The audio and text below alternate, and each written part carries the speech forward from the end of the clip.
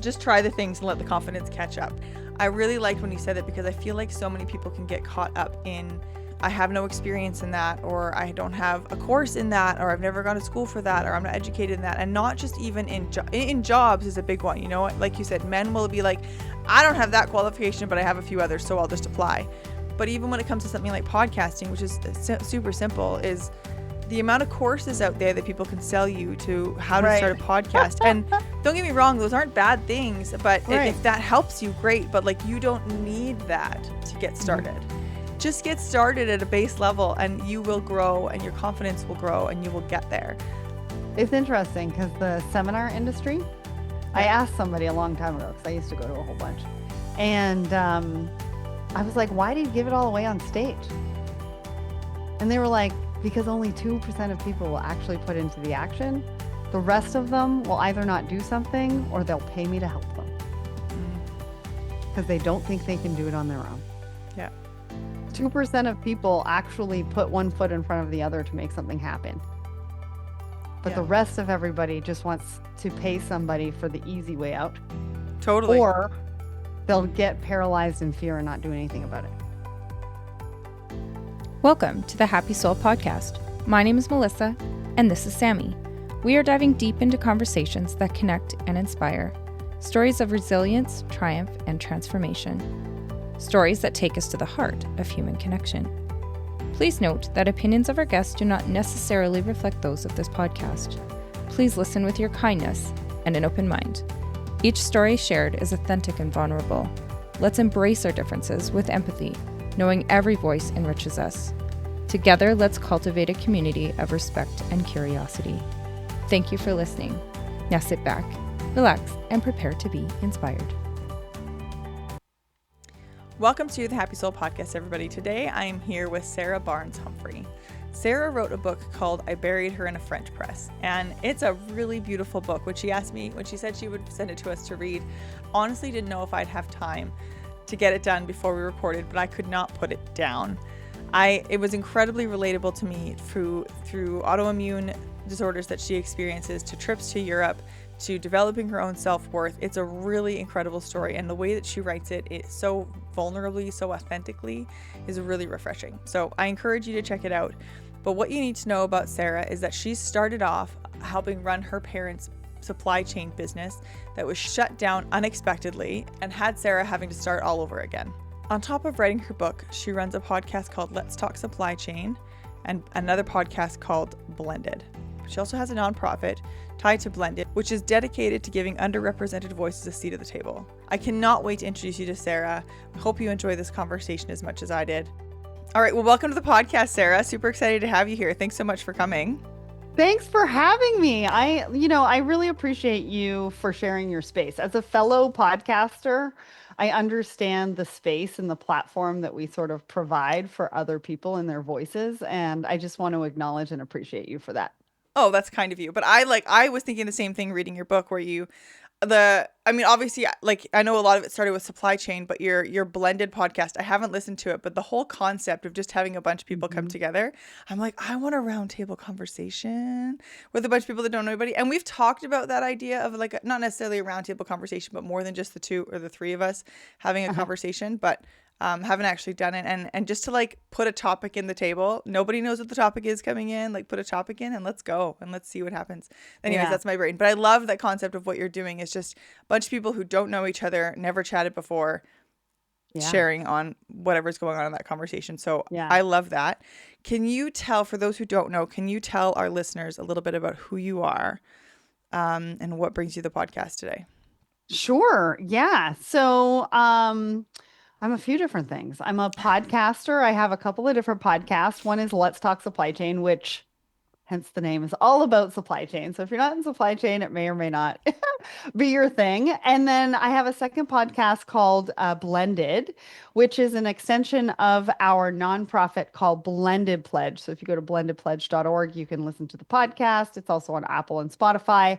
But that's where what you were just talking about, I bring 5 different people from different walks of life together to talk about inclusion in the workplace. And then from there, the nonprofit, we give away grants to cover travel expenses so that diverse voices can say yes to speaking engagements. And so So let's talk supply chain, and the content creation that I do in supply chain is our for profit. And then what I do as far as advocacy work and inclusion is part of my nonprofit. So cool. I really like, not that it matters my opinion, but I really like the idea you had about um your nonprofit that's helping, just giving access to people to getting to those events, because that is such a huge barrier for people who are trying to grow, you know. And I see that often, you know. We had someone speaking one time about how their desire was to impact the lowest common denominator in a certain area, and then they're putting on conferences that are hundreds of dollars, and I'm like, but those two don't go together. Like, you Yeah. have to, if that's what you want to impact, you've got to meet those people where they're at. And so that your nonprofit, where that's what you're doing, is helping leaders who want to get to those conferences, who want to be speakers at those conferences, or just attend those conferences, make it there. Like, that's such a massive difference that that's probably making for the people who are able to access those grants and attend those events. It's really Yeah, cool. yeah. I mean, speaking first, because we want to make sure that we can see inclusion on industry stages. And we feel like there's a lot of industries that don't have that. And the number one barrier is travel expenses. So we will always do speaker first. We don't do a ton of attendee Oh, only. okay. And so I just want to make sure that the focus is on, those speaking engagements. Because the other part of that too is when you're on stage, it brings so much more opportunity, not just for the speaker, but also for the audience to see what's possible. Mm-hmm. Yes, Yeah. absolutely. I would, yeah, you're right. The more you can see, the more people see a representation of themselves in some way, shape, or form doing something that's making an impact, the more they believe that they can do it themselves. So, Yes. yeah, Mm-hmm. absolutely. Um, I, I wanted to just tell you, when I was reading the book, the things that I was like, I need to email her about this, because when I picked up your book, the first one, it was like literally the first page, which I was like, this is hilarious. Was when you were talking about your journey with lipedema. I think I'm Mm-hmm. pronouncing that correctly. It's lipid. I mean, you can pronounce it however, but usually people say lipedema. Lipedema. Okay. Mhm. And you were speaking about what that was and how that impacted your life.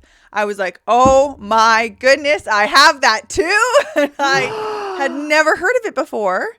And Mm. mine, I don't think mine is nearly as severe as yours, but, cause like, and then I'm not trying to get into this anyways, but I've always had, like, over top of my knees, this like pocket of looks like fat for no other reason, no way to describe it. Mhm. And I was a personal trainer. I mean, I am still a personal trainer, but more part time now. But I was like quite a fit personal trainer in my 20s. No matter what I did, no matter how strong I was, they were always there, always. Yep. And Mhm. I just kind of was like, oh, it's just hereditary. Like, my mom has it too. And I didn't think about it being a condition, and more of just, this is how your DNA functions in terms of the way your Yeah. body is built. And I remember meeting another girl when I was working at, this was years and years ago, I was working in an office, and neither one of us ever wore dresses that went above our knees. Yeah. And I remember seeing her, we were at a Christmas party, and she was wearing a dress that went above her knee. And I was like, oh my gosh, you look fabulous. I've never seen you in a shorter dress. She's like, I never wear them because of my knees. And I was like, me too. And then we both were in the bathroom comparing knees, but neither one of us had any idea we had the same knees basically, but neither one Mhm. of us had any like knowledge that this was a condition. And when I read that, I was like, Mhm. oh my goodness, that's so interesting to put a name to it. And it's So so interesting. fascinating because every time I talk about it, I actually seem to help at least one person who reaches out to me and actually tells me. Yeah. Because it's not like with this autoimmune, you see people who have it and you can tell. Hmm. It's not like you can walk up to them and be like, hey, not sure if you know, Notice the fat right? pockets on your knees and legs. I So know. yeah. And so one of the ways for me to be able to talk about it and impact is through the book, which came out in October and the audiobook is now out. But also through my advocacy work on LinkedIn, because I have been talking about it through my LinkedIn newsletter and through my personal brand newsletter and things like that. And so I'm now starting to reach new people, and it affects 11% of women, which is a huge pool of people who are going around every day thinking that this is their lot in life and that there's nothing that they can do to help or fix it or manage through it or talk to somebody about it because it takes a huge toll on your mental health. Yeah. Like, and I don't want to get into my own personal story here, but I remember reading when you talk about like kind of hits around. Well, when I looked into it more after reading, but you talked about how it usually hits at a hormonal stage. So maybe that's Yeah. puberty, maybe it's menopause, maybe it's pregnancy. Whenever your hormones go a huge shift, and I remember as a younger kid never caring, and sometime around that puberty age, I Yeah. refused. I was always wearing boys' board shorts because they were long enough to cover my knees, and Yeah. I would never not. And it took me until I was mid-20s before I was like, okay, who cares? These are my legs. Like, you can't hide under Right. board shorts forever. You just get over it. Hmm. Um, and so it's just interesting, like the way you're talking about it. I was like, oh my gosh. And the amount of women who, yeah, I mean, I've only ever met the one other woman who felt that way about her knees or legs, until Yeah. reading your book. And so I can imagine that it's making a huge impact in women because just like you said, you can't just walk up and be like, FYI, I don't know if you know this Yeah. about yourself. Yeah. And Yeah. actually, I met two women this past weekend at a leadership conference. They both had it. Oh, I was like, interesting. I'm never around anybody who has this. So it just felt validating, you know? Yeah. Yeah, especially because, like you said in your story, you're growing up being like, why are they so different? Why are my legs so different? Yeah. Why is this whatever it is, right? I want to ask you, and I don't want to just focus on that because there's so much more to Sure. talk about, of the like Yeah. the value that you're adding in your book. But I want to ask, like, because you had gone through the processes of surgery and things like that, like, how has that affected you in terms of the way you think about yourself or your mental health, or or was that more work that you did prior to having that done? I mean, I think it's a constant battle and journey, especially if you have lipedema, because one day you could feel super heavy and the next day you can feel lighter. One day you think you look good in the shorts, the next day you don't feel good in the same shorts. So I think it's a constant battle.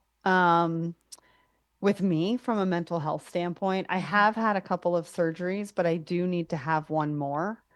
And um, they want me to reduce my inflammation. And that has been, I think that's my life's battle is inflammation because I cannot seem to figure it out. Mm, And I don't want to take any more food out of my diet because then I'm just going to eat lettuce and I don't want to do that. I want to be able to live. And so I think that there is a balance between and I think there needs to be an innate curiosity around, what's come out now? What can I try? What does that look like? And I think I've just come to terms with the fact that I do have to just keep trying things, mm, trying different things, figuring different things out because what works for you isn't necessarily going to work for me and vice versa. And there are actually a lot of things that haven't even come out yet that we don't even know about that could potentially help. So staying informed, having that curiosity, being willing to try different things for me has really been helpful because then I don't just get into my head and be like, there's nothing I can do, you know, because yeah. I think that's kind of the worst place to be. We probably should set some context though, because when you asked me to introduce myself, I didn't even mention the book.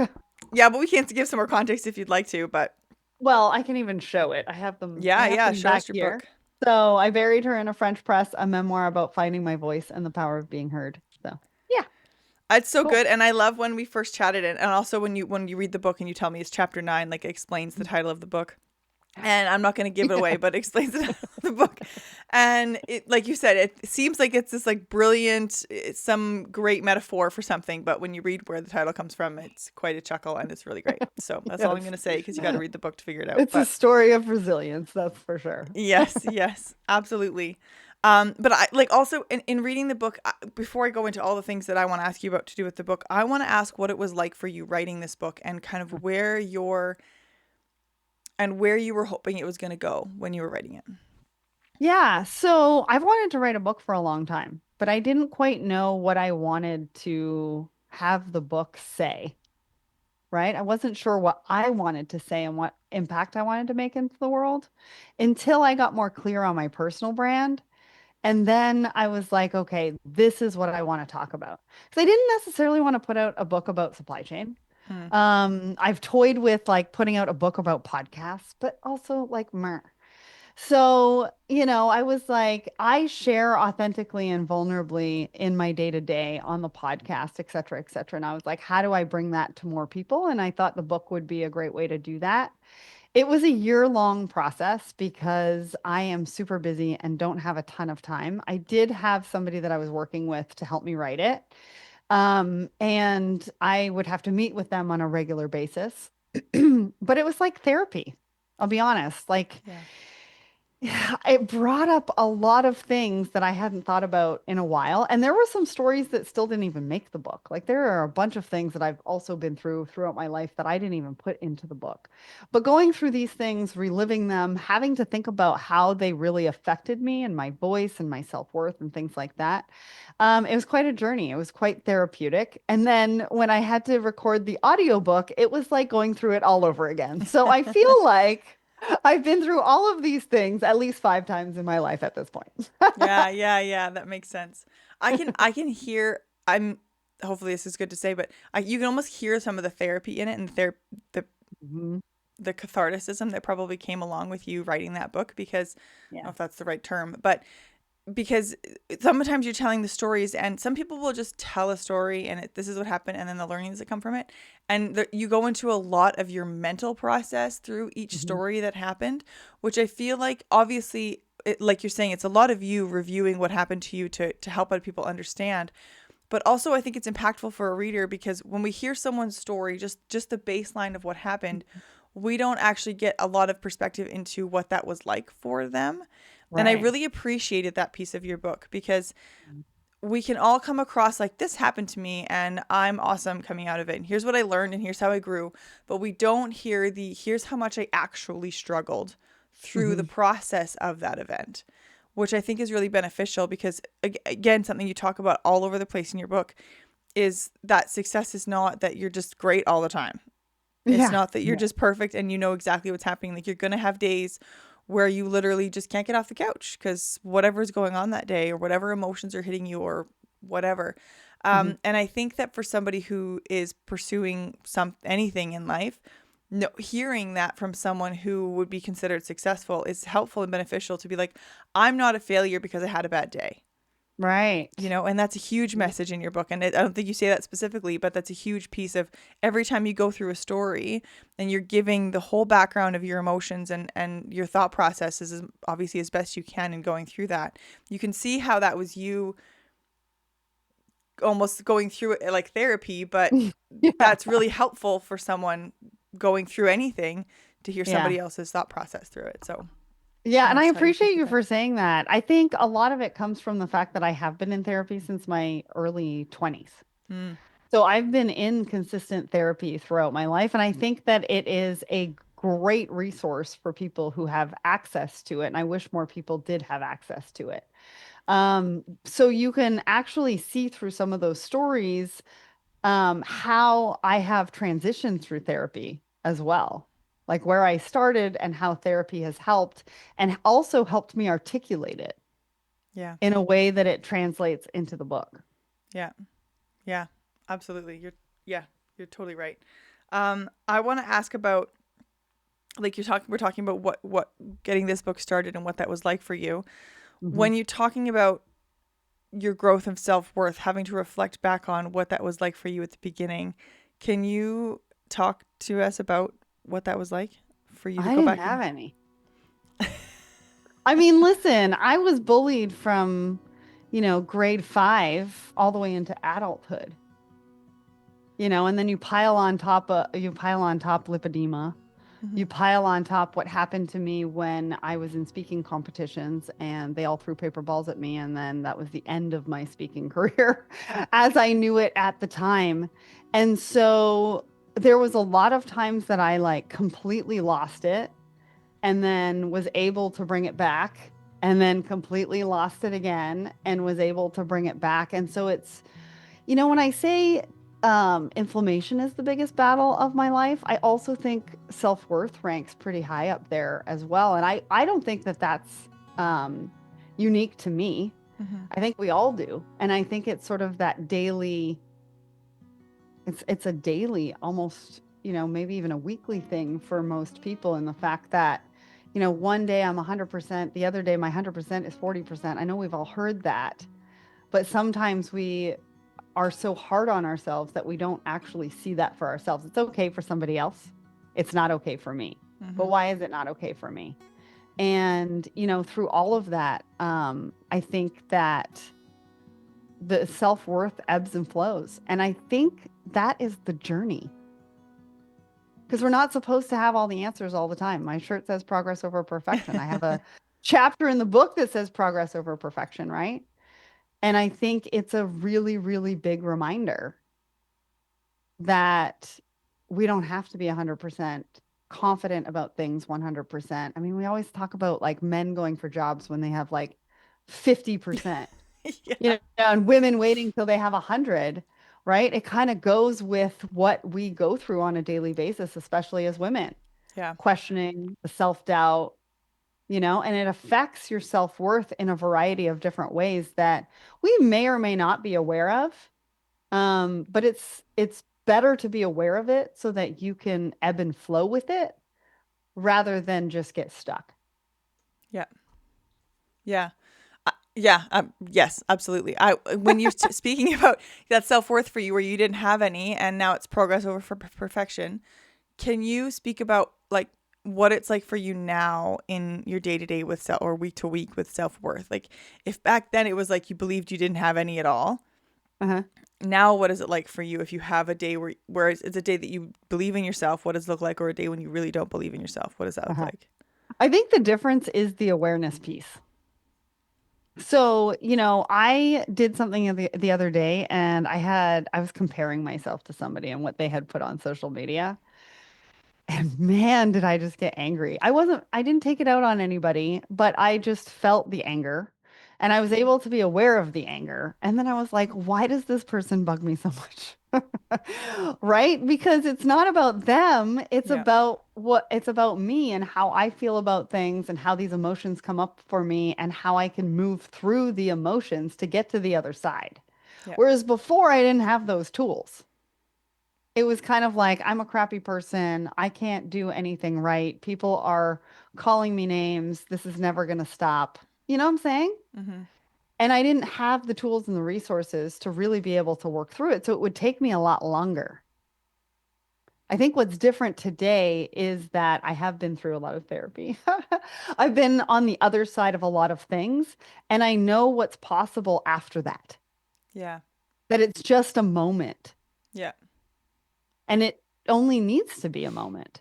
It doesn't have to be this long drawn out thing. If it is for you, then that's your process, right? Everybody has different processes. And for me, I'm able to be aware of it more quickly. I can move through it more quickly, and then I can learn a little bit every single time, if I can see the forest between the trees or whatever that saying is. And it might not be that day and in that moment, it might be tomorrow where I'm like, oh, I felt like that the other day. I wonder why that is. Sit with it for a minute and Mm-hmm. try to process it and figure out how I sort of change that for myself. Yeah. Yeah.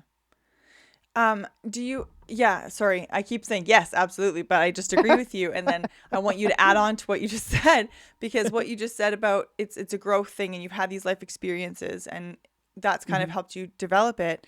If you could go back to Sarah in her early 20s and have a Mhm. conversation with her, Yeah. um, trying to put yourself in the place of who Sarah was then and knowing what you know now, do you think there's something you could say to Sarah that would help her go forward and help her believe in herself more, even if she Mhm. didn't get all these experiences, like if she couldn't have that knowledge? Do you know what I mean? Yeah, I think it's really simple in the fact that it's like one foot in front of the other, Mm. right? Every day is going to look differently and you're going to show up differently, but pay attention. Attention to how you show up. Pay attention how emotions creep up and what's happening when those emotions creep up. And then ask yourself, what is triggering that? Like what are you going through with that? And I might not have any answers at the time, but you will eventually, right? One of my favorite quotes is life is lived forward and understood backwards, I love that one. Yeah. right? And it's almost like going back to her and being like, you are capable of so much more than you actually know right now. And none of that has to do with anybody else. And just keep saying yes, right? For the most part. I mean, there are things that you're going to say no to. You want to have boundaries, like all the things. But there's also going to be a part of your journey where you do want to say yes. You want to get out of your comfort. You want to be able to experience new things. You want to see how far you can push yourself, because that's also where part of the magic happens. That's how you also form some of your self-worth, is by getting out of the comfort and, trying new things. Yeah. We were literally having this conversation with my kids yesterday about fear and how like fear's not you don't have to be afraid of all the things you're afraid of. But if you are afraid of all the things you're afraid of and you let that fear stop you, you're never going to figure out what you're actually not afraid of. I love that. And more essentially. kids need to hear that. I Like don't- more kids need to hear that we were scared too, or that we're scared to today. Yeah. Right? Like I still have panic attacks on stage. Yeah, that was so interesting for me to read. Like yeah. that when you started talking about them, I was like, oh yes, I understand. But then when you're saying this still happens, I was like, oh, okay, like this is interesting. Yeah. 3 weeks ago. 3 weeks ago, I was on stage and had a panic attack during Wow. a panel discussion. Yeah. So it's not about like hiding it. It's about talking about it and being like, listen, you feel that today. This is where I'm at today. And I've done a bunch of work to be here. Yeah. And it's a part of my journey and I'm going to work on it. And some days I don't have one and some days I do. And that's okay. Yeah, totally okay. Yeah. I think the interesting thing about self-worth, and the reason I wanted to ask you about going back to your younger self, is because it's this thought process. I always have this question in my head of like, could someone who's 20 years old have a self-worth, have a high self-worth, the same self-worth of someone who's in their 40s in terms of a positive way, without being cocky? Do you know what I mean? Because I feel absolutely. like it's one of those tricky things where I think we need to have the life experience in order to create that self-worth. And I know that's something that comes for a lot of us as we age. You show up for yourself and you see what you're capable of and you overcome hard things and you realize what you're actually capable of and where your value is.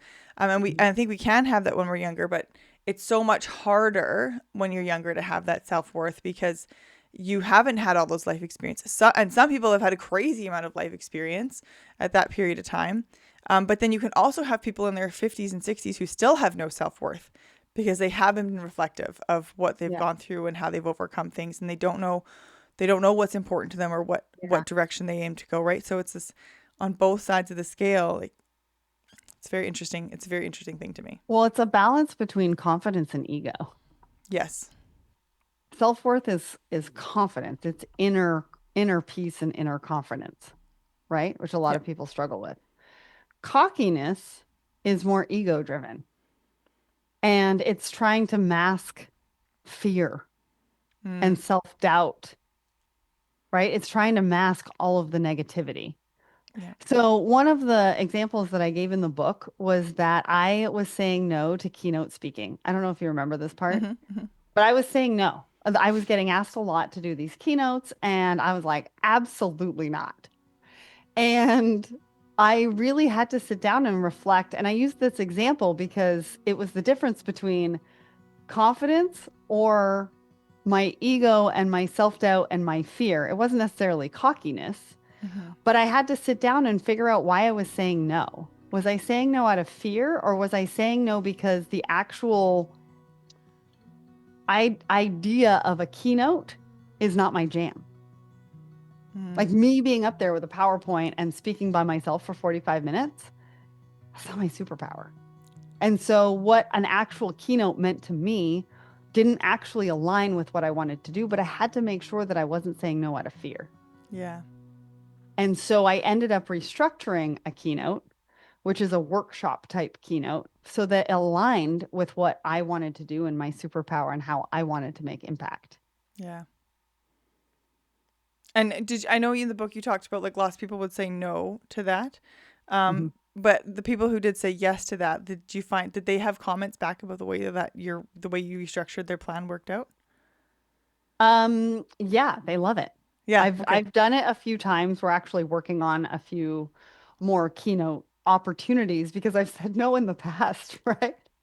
And now it's a matter of like getting it out there and letting people know what it is that I would do as far as a keynote and seeing if it resonates with what they want. Because at Mhm. the end of the day, it may or may not resonate with what they want. They might want a keynote speaker with PowerPoint presentation for 45 minutes, and we're not aligned, and that's okay. There is a massive amount of opportunity.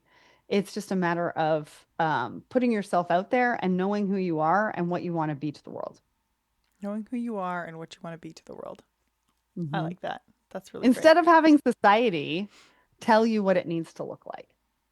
Yeah, which is a tricky trap we can all fall into about what it Yeah. needs to look like. Yeah. Hmm. Especially, I think, as you were saying before, when you get on social media and you can fall into that comparison trap in whatever area of life you want to fall into that comparison trap for.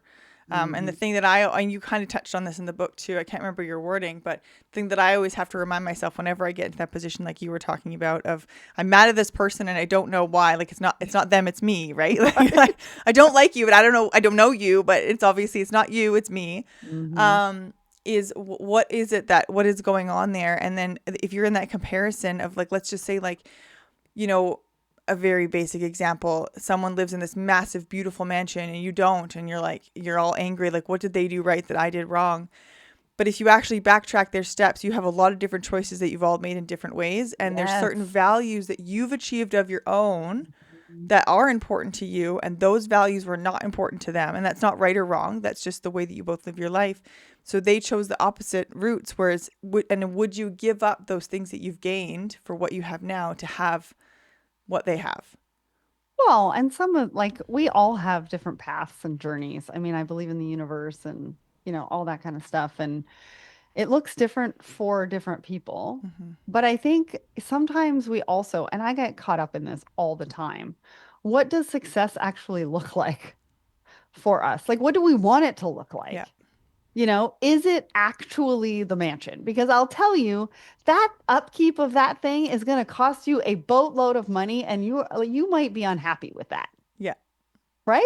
Yeah. Because then you have to, if you've got a business, you've got to figure out how to keep up the expenses, and you've got to sell your heart out every single day to be able to do that, possibly, Yeah. right?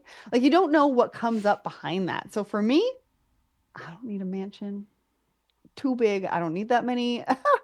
bedrooms and the upkeep, just like, and even, thinking about mowing the lawn, like lawn maintenance. I'm allergic to grass. I do not want to be mowing the lawn. I'm sure you can hire somebody, but again, that adds to the expenses and things like that. So you don't know what they're going through. Yeah. You don't know what they went through to get there. And like you said, you don't know what their choices are. Yeah. And it's all about choices. So understanding what success looks like to you, and if it's the mansion, why? Why? Yeah. Well, and you talk about that. It was somewhere near the end of the book where you're talking about the idea of motherhood versus Yeah. profession, and how like you weren't really sure that that was something for you, and chasing profession was something that you'd always done, but you fell into this situation of like, am I not whole because I'm not a mother because I haven't Right. birthed children? And I think that's a huge thing that can go both sides, right? If you're somebody who's focused on the children side of it and you don't have the career, you can then be like, well, do I not have a value to society because I don't have this Right. career? And vice versa. If you have a career but you Mhm. don't have children, or maybe you have children but you're not home with them as much as other moms are, Right. then it's like, am I failing as a parent because I've chosen this career? And it can Mhm. be a mental battle either way. And you talked about that in the book specifically, is like, what is important to you, because that's really what matters. Yeah. Yeah. I don't even know if I can have children. I have no idea. Yeah. Right. Like, I don't even know if it was necessarily a choice that I made. It never happened to me. And I don't really know if I can or I cannot. And a lot of people go through that. Mm-hmm. Right. And then, I'm a stepmom. That is the most selfless thing I've ever done in my whole entire life. And I'm sure other step parents would agree with me. Mm-hmm. It's difficult on everybody, right? But putting those children first for me was a big value of mine and how I wanted to navigate through the situation. And so that's what I did. Yeah. But I took care of myself on the back end through therapy. Because it wasn't up to my husband. It Yeah. wasn't up to the kids to make me feel okay and part of the family and, whatever that looked like. And it took me a while to figure that out too. Right? Yeah, absolutely. So, anyways. No, it's I just really appreciated how much you've spoken about because I think again it's something that's missed a lot. And this isn't me saying like you're the only book that's ever written about it. There's lots of people that talk about it, but it is something that is missed, and especially when you're talking about the success, and especially when we talk about the fact that you run a podcast called Let's Talk Supply Chain, and then when you put everything that you're trying to teach is not just about supply chain, it's about inclusion in the workplace. It's about you making an impact with people in different ways that are of things that affected your life and how that can help others. Like it trickles down so much more than that. But if you just look at one basic piece of it, we're missing that. Right. And so I just wanted to say that because I think that we put people, especially in a business category, and we're just thinking they can only apply and help us in a business category. But you have so much more that you've tackled in your book and in your conversations. And I just wanted to highlight a piece of that with the parenthood versus profession mindset that we can very much get stuck in. Yeah. And it was such a struggle, right? Because I was like, who am I? Mm-hmm. What do I want to be? What do I want to write about? Like, what does that look like? And it all came from this workshop that I did on personal branding. And the guy was like, your personal brand needs to be one word. And I was like, holy actual, who is going to be able to do that? Right? Because I started thinking about all the different things. And I thought about it for a week and it came to me on a flight home. It was like a red eye. I was super tired. But self-worth sort of came to me in that moment. I was like, well, how does that really piece together? And so the messaging and the mission that has come out of that is that we create safe space for conversations so that people can feel seen and heard. And that encompasses it all. So you've got the supply chain podcasts that talk about supply chain, but it's a safe space. It's an environment to help people feel seen and heard. So is our supply chain community. We have all of the things that we do over here in business. We do have all of the things that we do over here in advocacy and personal brand and the book and things like that. And it's almost, how do you tie that all together? And that's how we've tied it all together. Yeah. Which is really cool. I would like and I think I said this to you when we first chatted, when I first was like, oh, I don't know how that fits into our podcast. But then when we had a conversation, I'm like, oh, there's so much to this that my brain just didn't get there with just one little piece of it. Right. So it is the way that you've tied it all together is really incredible. And I think is why it's made such an impact between your book and your podcast and your nonprofits. It's a lot, and in the all-encompassing aspect of it. So I just wanted to highlight how much I appreciate that. Thank you. I appreciate that. And it trickles down to our team. Like we've got most of our team is women-owned businesses. That's awesome. Right. And so they're being seen and heard in a variety of ways. Right. Mm-hmm. They're guests on the Blended podcast. Right. Most of them have been guests on the Blended podcast, but we give them opportunities to not only build their business, but then also help them feel seen and heard in a variety of ways that make sense for that. And we need to have you on the Blended podcast. So, if you're interested, we'll send you the topics. I just think because I think, and I sometimes I struggle with the concept of saying I think women struggle with this, but I'm like, I'm a woman. It's the perspective I can speak from. I don't know. Right. But I think women, especially, we worry about if we show our quote unquote weaknesses, for lack of a better term. If we let people know our struggles, if we let people know that we're not always confident, if we let people know that we have self-worth issues, that we won't be hired or we won't be taken seriously, or we will never get that raise, or we'll never grow our business because men aren't showing that stuff as much. I mean, and they're getting better at it and it's growing. But because we feel like we need to be women in a man's world instead of a world that involves women, it changes, I think, the way that we open up that vulnerability and allow the world to see us. And I think that what you're doing with highlighting that is, we need more of it. Mm-hmm. Right. Yeah. What makes you different is you. What makes you, what you bring to the table and makes that different is you, but it's also your taste. Mm-hmm. your views in things, you know, how you like to dress, how you like to speak. If we start conforming to what everybody else, we think everybody else wants to see from us, you're actually walking around pretending to be somebody else. And that is exhausting. Yes. Like it's really, really, really tiring. Yeah, absolutely.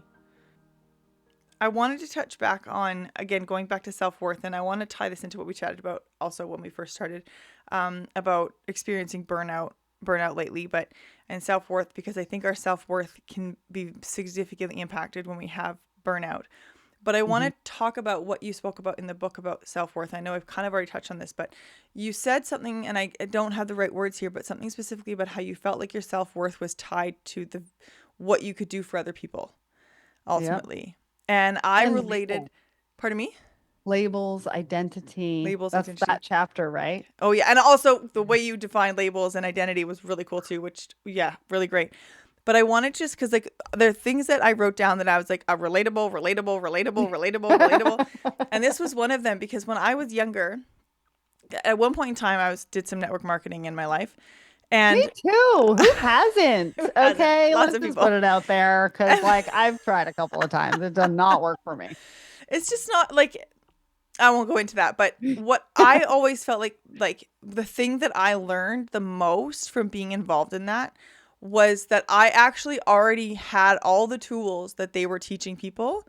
I just assumed everyone else had them too. And I didn't understand, and this, I'm not trying to like toot my own horn here or anything like that, but I didn't understand that I had this until I learned what they were teaching people, if that makes sense. Because then I started trying to coach people as well as I built a team.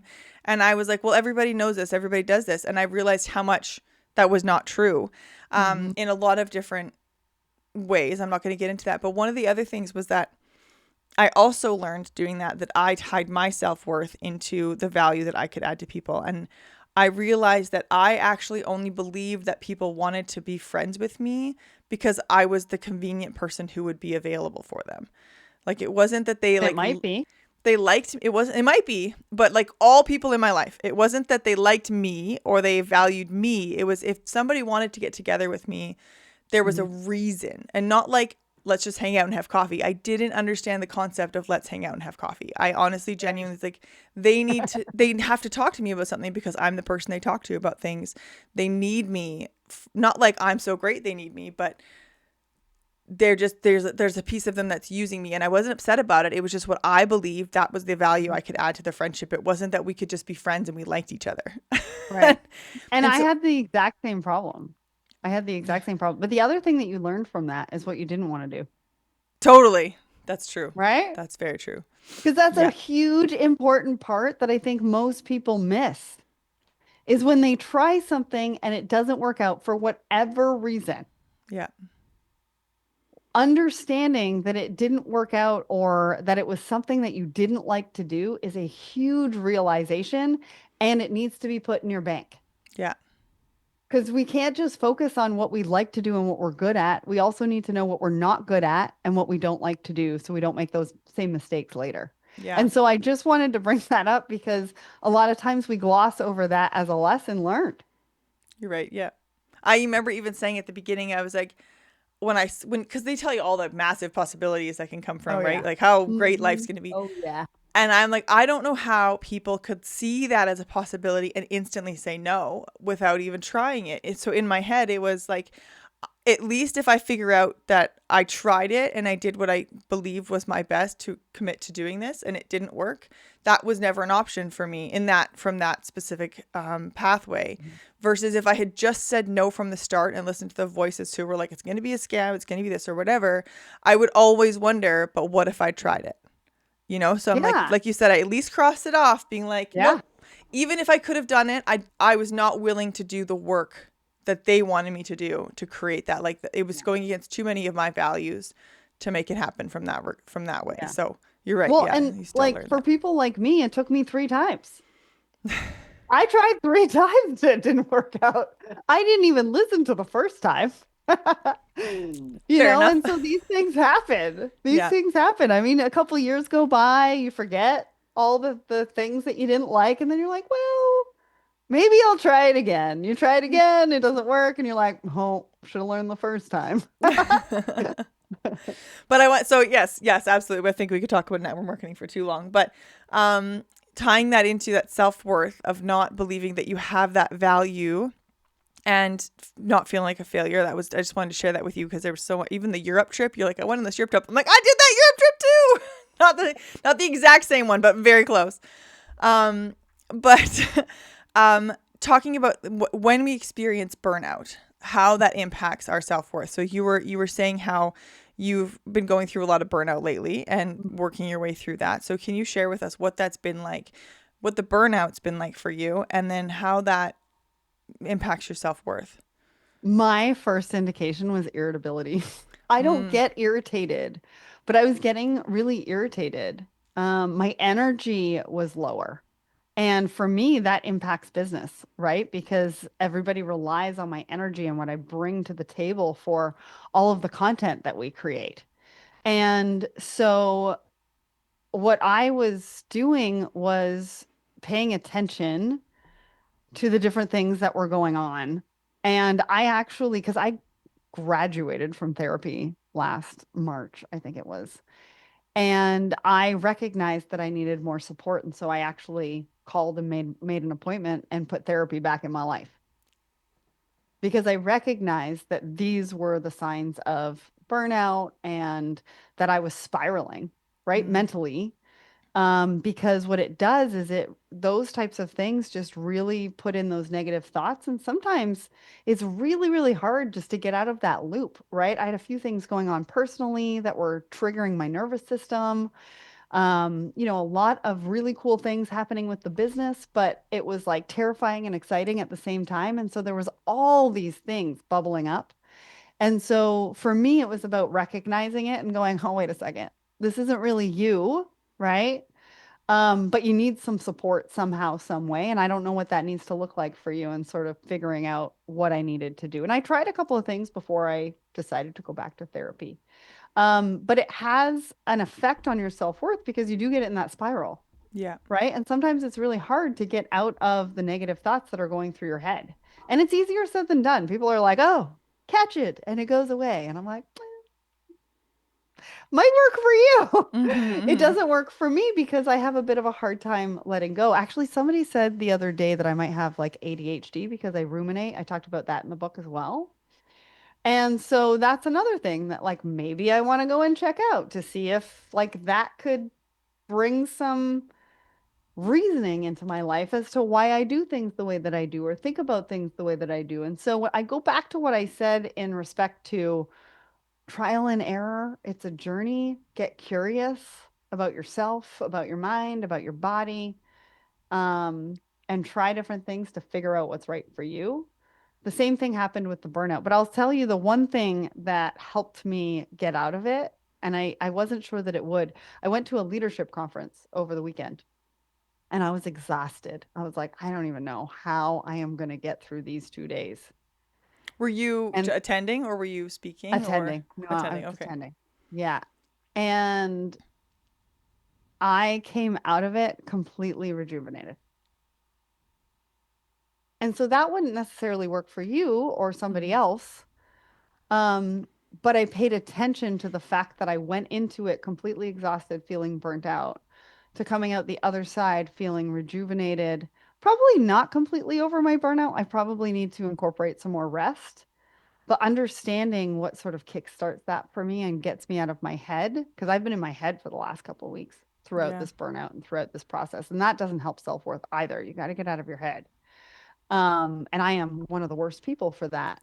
But I recognize that that really helped me, right? The travel to get there, being on my own, meeting new people, being in a room with different energy. I recognize that those were the things that kind of fed me and helped me like bring myself out of it. Can you, by chance, do you know if you could pinpoint what it was about those specific things that helped you bring yourself out of burnout? No, I think it was a combination of all of it. Mm, I've always been about meeting new people. I love meeting new people. I also think the energy from this particular conference, it wasn't one of those like, oh, ho hum, I got to learn something new today. They were dancing and they were like, bringing the energy up. They were bringing the joy. One of the things that he said was bringing the joy. How are you bringing the joy today? And maybe it was that.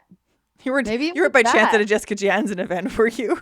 Just I kidding. mean, maybe it was that because it was a reflection on, oh, well, wait a second. I've been complaining a lot lately. I've been in my head a lot lately. Have I been bringing the joy to everything that I'm doing?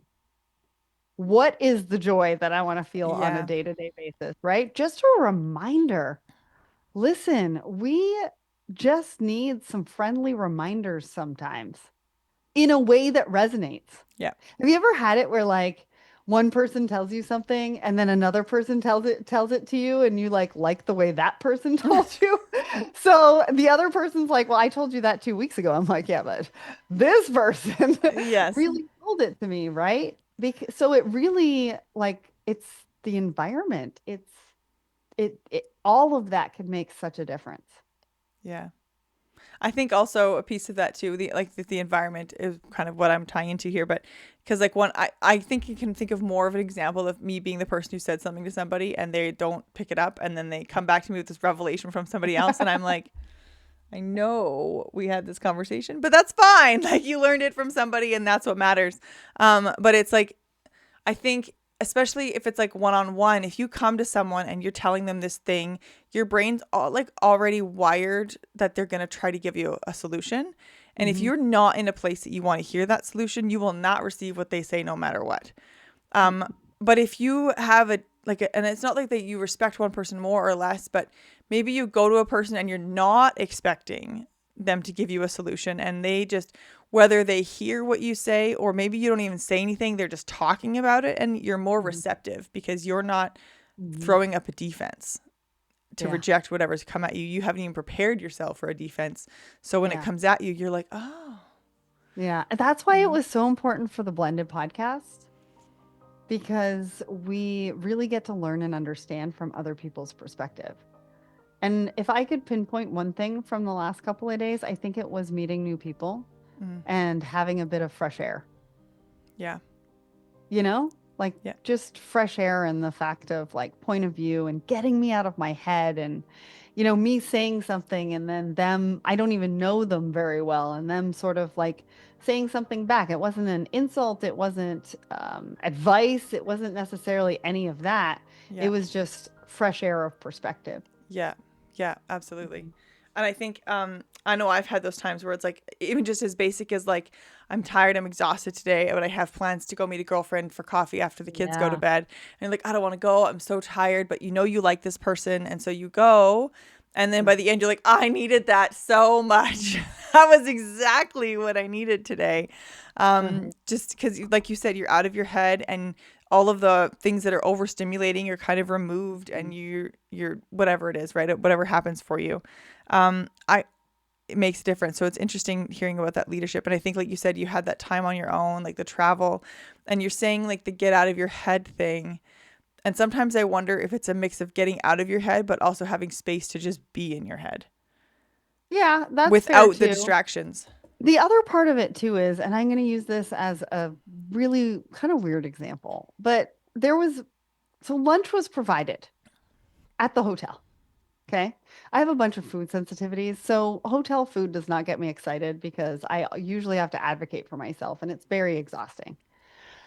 And I left. I met somebody the first night and they were super cool. And so I was like, do you just want to go outside and get some fresh air and go get lunch? We had a 2-hour lunch block. And, I asked a couple of other people to go and they were like, what are you doing? It's a free lunch. Yeah. I was like, yeah, but this actually means more for me in the long run and for me to be able to experience this in a way that I want to experience that I'm going to spend the $40 on lunch. Yeah. Yeah. To get outside, to get into the sunshine, to go for a walk, to go grab a Starbucks, to go get lunch. especially getting something you want versus Yeah. just something that's provided, which sometimes what you want is what's provided. But That's fair. That is right? fair. I've been in that position too. But Yeah. also, if you have choices, you don't have to make the choices that everybody else is making. Yeah. What's the thing that's right for you? Yeah. Okay, Sammy, I have a fun thing to introduce you to today. You do. I do. Have you heard of Bake Like a Betty? I have heard of it, but I'll be honest, I know basically nothing about it. Okay. Except that she's in High River. I got that going for me. She's in High River. It's my girl Amanda. Amanda Politsky is her name. And she is the bomb. She was diagnosed as a celiac, and it was super overwhelming for her. And she is like this girl that's like always out there looking for solutions and wanting to help people. She is on a mission to remove some of the overwhelm when it comes to like you're diagnosed as a celiac or even gluten intolerant. She has this beautiful tiny house that she moved onto her property, and it is a 100% gluten-free facility. So it's its own kitchen. Not an ounce of gluten has entered this facility. And she is making things like cakes and cookies and cookie cakes, and she does flour mixes. And she also puts on these really fun gluten-free baking classes. You can go with your girlfriends. And I'm telling you, my family, we aren't gluten-free, but we love her baking. That sounds really cool. Okay, so she does cookies, cakes, I'm assuming cupcakes if she does cakes. So all of your party needs. I think it's really neat what you said there, that it's not just about her baking doing that, but she's on a mission to make it easier for other people. Can you tell me what is she putting on for other people that helps, that's moving that forward beyond selling cookies and cakes? So I'm actually going to put a pause on that, and I'm going to tell you we're going to have Amanda on for an episode because she is so inspiring. Bake Like a Betty is providing the product. Amanda provides the inspiration. She's constantly thinking of things to kind of expand her market and also to get her message out there that living a gluten-free life doesn't have to be unfun. You can still have fun doing it. So you can find her at bakelikeabetty.ca, or you can find her on socials at bakelikeabetty. I had all these questions as you were talking about your spiral, and I wanted to go circle back to like you said, where people say like, oh, if you just acknowledge it, and then you can move on from it. And obviously acknowledgement is a huge part of it, and there's the process time. But do you know how long you approximately were feeling like you were in burnout before you acknowledged it? And then how long after you acknowledged it do you feel like you were able to like come out the other side? This was a few month process. Okay. Because I didn't really recognize it right away. I just thought I was tired. And then the other stuff started coming up where I was like, oh, wait a second. This is getting a little bit worse, right? Like I felt my nervous system first. Okay. And then I felt I was recognizing the irritability and things like that. And then it was like, okay, what can I do? And before I decided to go back to a therapist, like I did guided meditations, I did sound bath type retreat type things, and I was not able to calm my nervous system. And so that's where I was like, I've tried a couple of different things, now it's time for some therapy.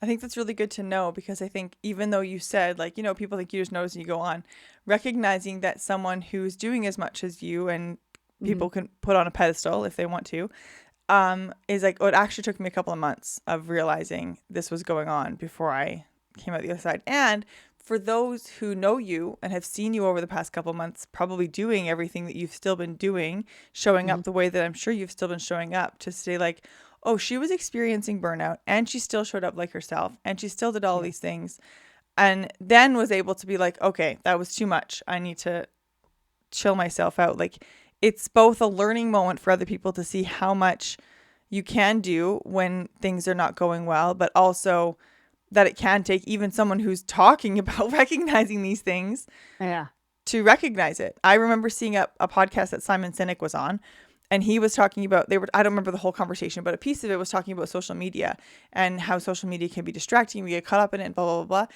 And he goes, even I sometimes find myself that I've been scrolling for 45 minutes on social media. And I was like, that is such a relief to hear, because You know, like when someone who you put on a metaphorical pedestal of being good at whatever, maybe it's not a full pedestal, but just like, well, he probably doesn't get distracted. Look at how great he Right. is.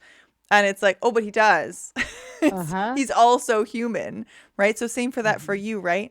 You're doing all these amazing things, and to go, oh, you do get burnout. You do. It does take you a while to recognize that you do need help when you get there, and you're still able to do all of these things. Like, it's such an empowering piece of information. Yeah, but to I have with also someone. think you need to figure out what motivates you.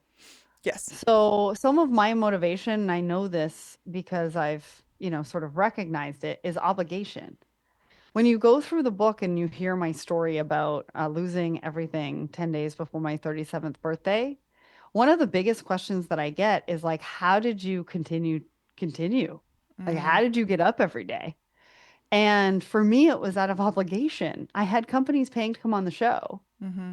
And it didn't matter that I didn't know what I was doing, that I didn't have a team anymore, blah, blah, blah. The obligation and the integrity that came out of the obligation was my main driver and motivation. Same, girl. That's mine too. Right? Sorry, keep going. But yeah, No, no, no, same. no, no, it's fine. So for me, showing up and doing those things, I know my motivation is out of obligation. And that's what my driver is when I don't feel like I want to do it. Yeah. And it doesn't drag me down. It gives me the energy to do what I need to do. Kind of like I said I was going to do this. I said I was going to be there. So I got to show up to the best of me. Maybe I'm not 100% today, but I will give 100% of the 40% that I have to give today. Yeah. Yeah. Mm-hmm. Yeah. Same here. I'm like, if I said I was going to do it, I can't not do it. Like I said, I got to be on my deathbed, or somebody I know has got to be on their death. Somebody very close to me needs to be on my deathbed for me to be canceling things. Yeah. But I think, like you said, finding your motivation. So that's your motivation, but somebody else's could be completely different. But if they can figure out what that motivation is for the times that they don't want to show up, Yeah. and remind themselves of that motivation, then they're more likely to show up, which is going back to what we were saying earlier. If you can show up for your things, you're proving your self-worth to yourself. Yeah. The value that you have. Yeah, Mm-hmm. absolutely. I want to ask you, Sarah, and I wasn't really sure where this conversation was going to go today because there were so many things that I was going to be like, I related to so much of this in your book, but I also really wanted to make sure I was asking you about you and what you're working towards and where you're going, and we've covered a lot of that, but I really want to ask, like, coming out of now, after reading your book, and I know people who have listened to this can hear a little piece of your story that, you ran your parents' business, it shut down, everything changed, you started this podcast, you had to kind of pick yourself up and keep going, and all the other life events that have happened across the way. Now you're doing speaking engagements and you're requested for things like that. What are goals for yourself, for your company moving forward? What are you working towards? Well, we just recently launched an AI interactive podcast experience, and we partnered with Google Cloud and Gemini to be able to do that. So I know that's not like a futuristic goal, but that has been something that we've been working on for months. That was part of this whole thing that I was just talking to you about and feeling burnout, and because I was excited and terrified all at the same time. So that's really, really cool. And we're super excited for that. We're going to sort of see how that, works and how the community comes around it. Because at the end of the day, we're creating our content to be more easily digestible. There's a lot of noise out there. We want people to be able to get the snippets real quick. So that's one thing. On the for-profit side, we're expanding into Asia and Europe this year, which is super cool because we're a podcast. I mean, we're content creators in supply chain, and so you don't hear about that too much. So that's kind of fun. I'd like to write a second book at some point. I have actually been talking to a lot of people about what self-worth means to them. And so the first book was about me. I want the second book to be about how other people view it and see it and what that means to them. And so I've been gathering some information around that and doing, some light research for it. I don't know when that's going to happen, but that's definitely a future goal. And then obviously on the nonprofit side, we want to make sure that we get as many voices on industry stages as possible so that we can, keep the perspectives and refreshing, fresh conversations happening in a variety of different rooms, because I think that's really where we're going to see a lot of impact. Mm. Do you find when you have those fresh voices on stages that when you have someone who's a very experienced speaker versus someone who's a newer speaker, like not brand new, but Mhm. new, they've got it down, but it's still new and fresh. Do you find there's a difference in the way that people receive their stories and their messages? So I think we are all speakers. I don't care whether you're starting tomorrow. I don't care whether you're a seasoned speaker. Sure, if you're going to go out there and do a keynote for 45 minutes, you probably want to have some practice. Yeah. You might even want to call somebody to help you with it. But if you bring your whole self to the conversation and you don't try to make it anything more than it already is, and you understand what you bring to the table, I bring energy, I bring context, I bring some funny analogies sometimes. I mean, sometimes I can be funny, but that's why people hire me, because I create safe space for conversation so that the people that I talk to actually share more than they probably think they're going to share, Yeah. Yeah. which is not a bad thing. But I don't have any speaking necessarily experience when I first stepped on stage. Mm. I'm Yeah. not polished. I haven't practiced out my yin yang. Most of the times, I don't even know what I'm asking until I get up there. I'm serious. I don't, I don't prepare for anything. Yeah. Because that's me. That's who I am. I want to be who I am. I want to be able to ask other questions that are not on the script that make sense in that moment. But you can't do that if you're not in the moment and Yeah. you're trying to be somebody that you're not. Yeah. And you're so concerned about the people in the audience and what they're going to think. Which is hard. I've never done like public speaking, but even when we first started this podcast, I know that I felt like I had to bring Right. a certain energy and like be like this professional person. And it took me a while to be like, okay, I can be myself and Yeah. still be a more of a professional at the same time. So I can relate to that. Yeah. I was on another show. I was in the backstage and it was these two guys. And this one guy's like muscly with all these tattoos and he's throwing the F bombs all over the place. And I don't do that. I don't do that publicly. I mean, maybe in my private life. I don't do that publicly. And so I was like, I don't know if I should be here. I don't know what we're going to talk about. I don't think this is the show for me. And one of the ladies on my team, she was like, "Do you want to bail?" And I went, "I can't because he said my name twice." Yeah. Yeah. So it's not like I could be like, "No, sorry, peace out, gotta go." Yeah. It was fabulous. It was absolutely fabulous. They were themselves. I was myself. And the magic happened within the conversation Yeah. of them asking questions, not really knowing me asking them questions back because I didn't really know them. And it's just an example of how I thought it wasn't the right place for me, but then it ended up being the right place for me because I was able to just sort of like, okay, it is what it is. Let's do this thing. Let's see what happens. And he F-bombed, but I didn't have to Yeah. because I stayed true to who I wanted to be and how I wanted to show up. Yeah. Which is hard for a lot of people to do, including myself, Yeah. when someone shows up differently than you do. Yeah. Yeah. The reason I asked the question about the more experienced speaker versus a less experienced speaker is because I think sometimes, and I like what you said, where everyone's a speaker, but Yeah. sometimes you can feel like, oh, I'm not experienced enough for this kind of situation or whatever. But from what I've seen is oftentimes the people who are not experienced, you can hear a lot more heart because they're a lot less polished. They're not like, there's certain people that you hear speak, and this isn't a bad thing. This is the value that they bring. But each time they speak, it's almost the exact same thing. You know, you get a few tweaks here and there, but pretty much it's the exact same story. And almost no matter what question you ask them, you're going to get an answer that ties into that exact same story, like it's verbatim. Whereas if you have non-polished people who are not practiced, they are not planning anything because they haven't had this amount of practice behind them, you get way more authentic answers because And they're that's what being people real. want. Yeah, and it's more relatable, and yeah. And they bring the curiosity. Yeah. So they ask different questions. Yeah. right? That's what people want in the audience. They don't want to hear the same stuff over and over and over again. Totally. And I'm sure you've had, I know we've had on the podcast. I'm sure you've had that too, where you have a guest and maybe you've heard them on a different podcast and you have them on and then the same thing. And it's like, okay, I was really trying to ask different questions here to get a different place, but it's the same thing, right? And you're like, this episode is basically no different than the last 7 you were on different podcasts, because you have this script, and that's the value they bring, and that's okay. But people will notice it. Eventually, it'll actually hurt you. Right? So I go into these and I don't even look at the questions. Sometimes they're the same questions, but I answer them differently. And I don't get too caught up in that, because this is me coming to the table and who I am in this moment today. And how I'm thinking about things today. Yeah.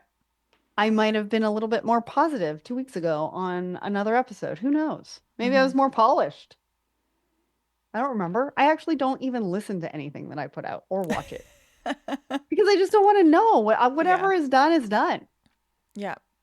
People are going to like it. They're not going to like it. And that is not my problem. I can't do anything about that. No. You're going to impact people you're going to impact, and it's not going to be everybody. And that's just how it goes. Yeah. Okay. I want to respect your time, but I want to ask you one more question on something that you were chatting about a minute ago. Because it tweaked my brain. But when you said that you were partnering with the AI with your podcast, how does that work? Can you explain how that works? Yeah. So all of our podcasts are being ingested through Gemini. And we've actually created an AI interactive podcast experience. So there's buttons underneath the episode. So you can click it for an episode summary. You can click it for main points with timestamps. It'll give you industry trends, related episodes, and you can ask it a question. Interesting. That's what you said, something about asking it a question. I'm like, how does this work? It's like a choose your own adventure book for podcasts. Yeah. That's so interesting. That's very cool, Sarah. I honestly really, really I love this conversation.